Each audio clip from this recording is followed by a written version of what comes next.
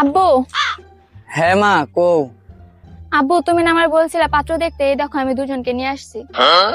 ও আচ্ছা। ওর নাম তৈয়ব, যে আমার ক্লাসমেট। ওর নাম রাব্বি, ওর সাথে আমি জব করি। কয়দিন আগে সে আমাকে প্রপোজও করছে। আচ্ছা ঠিক আছে, ভালোই করছো। কিন্তু আব্বু আমি তো অনেক কনফিউজ আছি, তুমি একটু চয়েস করে দাও আমি কাকে বিয়ে করবো। আচ্ছা ঠিক আছে।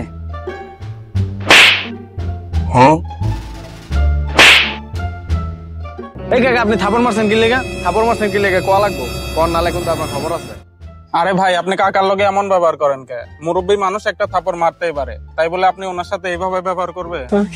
আব্বু আমি তোমার হেল্প করতে কইছি আর তুমি ওকে থাপ্পড় দিলা, মানে কি? মা তুই এদিকে আয়, তোর সাথে কিছু কথা আছে। দেখ মা, তুই না কনফিউজে আছিলি, তোরে সাহায্য করার জন্যই তাদের দুজনকে আমি দুইটা থাপ্পড় মারছি। এখন তো তাদের রিয়াকশন দেখে তোর সব জলের মতো পরিষ্কার, তোর কাকে বিয়ে করা উচিত।